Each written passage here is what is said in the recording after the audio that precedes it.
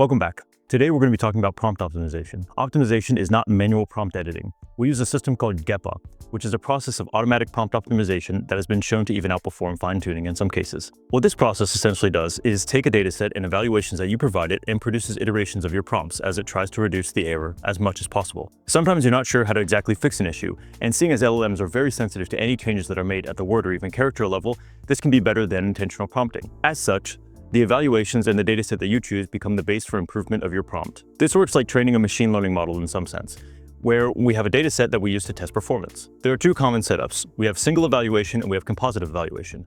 Single evaluation is where we take one evaluation and we are measuring one dominant failure mode.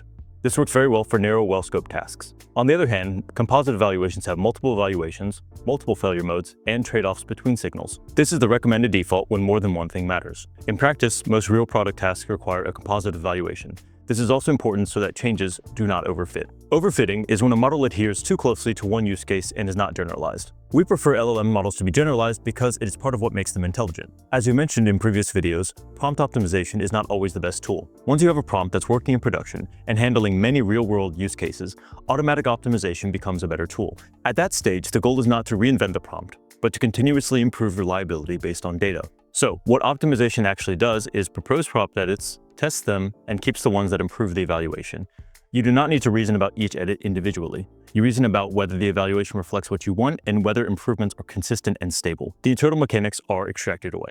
Before starting, you need two things: inputs, production logs or a golden dataset, and evaluations. Here, ideally, you have a composite evaluation, and you want to make sure that these evaluations are stable enough that improvements are meaningful. If the evaluation is weak, optimization will amplify the wrong behavior. So optimization works best when outputs are structured, when success is easy to score, and when failure modes are repeatable. So let's see a practical example of optimization with our prompt. Hello and welcome back. Let's begin optimizing. I like to preface this with the idea that it's quite difficult to understand exactly what optimization looks like until you've had hands-on experience with it. So what we're going to do today is do a simple optimization on our festival prompt. So what do we need to do when we begin to optimize?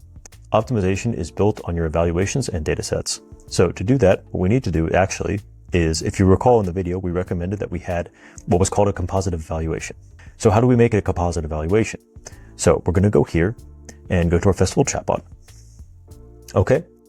And we'll go up to evaluations. Now, to create a composite evaluation, we just go here and hit combine evaluations. All right. So you can call it whatever you want, and we'll go here, and the important thing is to select all of our evaluations. So click here and hit select all.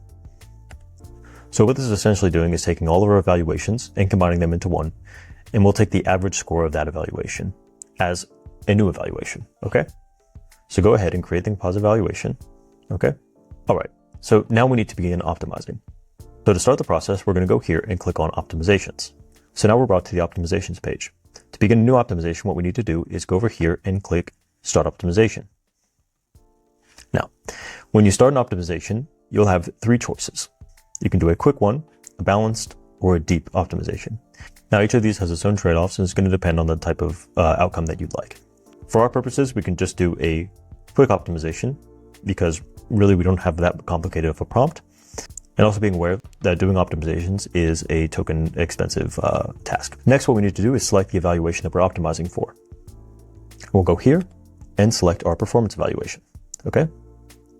This is, as I explained earlier, that if we select just one evaluation, the whole optimization process is going to be biased towards that single evaluation and kind of direct the entire prompt to just fixing that one issue, which would be overfitting and probably would not be useful for a general feature. Okay. So now, once we have all that set up, we can actually go here to advanced configuration and we can pick a data set. Now, if you recall in the last videos, we made a golden data set, which is appropriate for this use case. So we'll go here and we'll click our golden data set, right? Awesome. What do we do next? Now we'll go here and make sure that our parameters are correctly set up. So it seems we have username and customer query. So that's going to come from our golden data set. So that's perfect. And here we'll turn off simulate tools as always. Okay. Now you have this setting here called scope.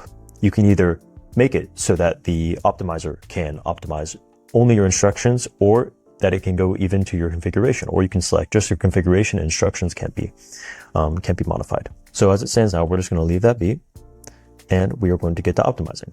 To begin the optimization, all you have to do is click here on Start Optimization. Now this is going to go on, so it will either finish when its time budget runs out, which is about 5 minutes, or it'll finish when the token allowance runs out. So also, while that's going on, I would like to introduce a new issue that we've come across. We'll go over here and see that we have a new evaluation that came from a new issue that was created called Single Label Classification for Mixed Support Requests.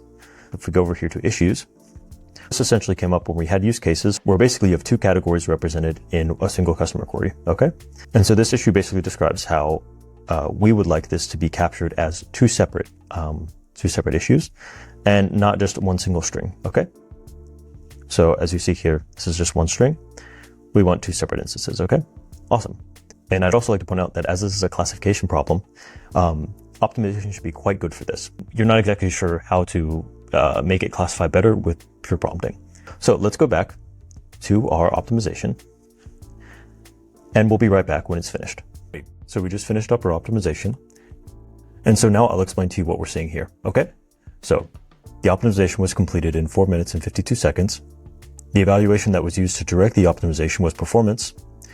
We have two data sets here. We have a train set and a test set.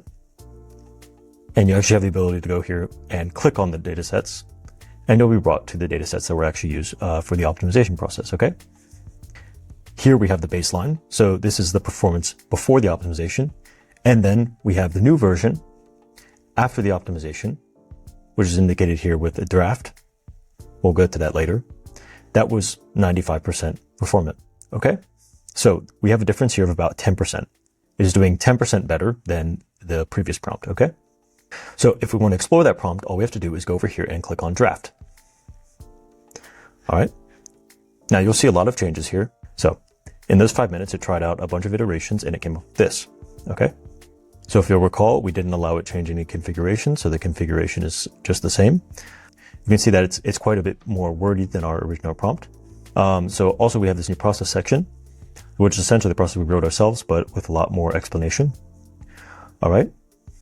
So, and here we have some situation specific guidance, which is a section that I imagine fixes the output in certain use cases. Okay. And then here we have an output format section where it describes that it must return only a valid JSON, and it gives the JSON structure that it should respond in. Okay. In the next video, now that we have a working prompt that has since been optimized, we're ready to push this prompt into production. So in the next video, we're going to introduce the concept of versioning.